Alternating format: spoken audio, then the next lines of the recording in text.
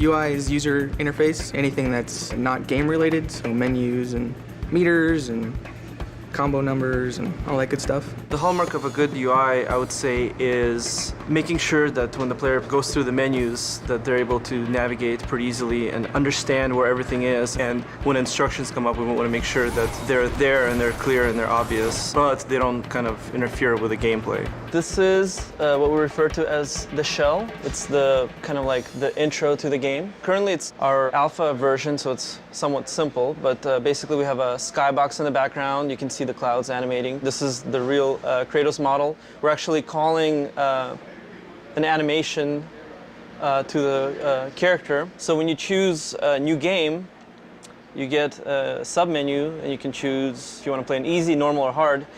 Very hard is locked out in the beginning. So you can see that when I choose a game, you'll see like the camera pan into Kratos' face, and then a video starts up. So all of that has to be hand-coded. So this is the basis of the Pandora's box, the menu system that we have in-game. So it's a full 3D model, and then I get that into the UI and do everything that needs to be done to make it work.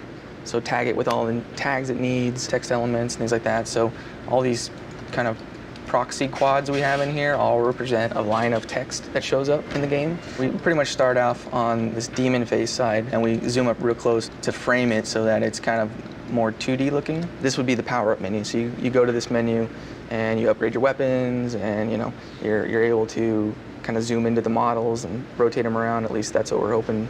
So we won't make it for alpha, but we're going to shoot for beta. You can swap between menus by hitting R1 and L1, and that rotates the camera around the box to another side, and then we frame another side of the box and put information for like the items menu. So this is the items menu. Top of the box is the status screen, so that's how many kills you have and all that good stuff. And then we push through into the box to get to the moves list. And then it goes in kind of like this cycle, so you can cycle through all of these menus in order. So pretty much what you're seeing here is the Pandora's box, and then from here you go, you swap to other screens, and we have all these kind of cool little animations going on. And eventually inside of these screens there'll be much more ancillary animations and things going on. This time around, for God of War 3 anyways, we completely switched our system up. This time it's all 3D. The same shaders that we put on game objects we use in the UI. So it opens up a whole new avenue of what we can do. It also opens up a whole new set of problems. So most definitely. Some of the problems we ran into creating the shell is using the character animation system that we have developed to animate the parts of the shell, specifically the menus. Surprisingly enough, it doesn't work that well. It works well for characters, but not well for the stuff that we need to do. So we had to add a lot of new tech to the system in order to get it working. Richard's pretty new to the UI. I mean, Richard's been here for a while at the studio, but he's just recently started helping me with the UI stuff, and so having him as a second set of eyes for this whole system has been really helpful. And he's a really technical guy, so has a good rapport with the coders, so he can get more done than I can sometimes.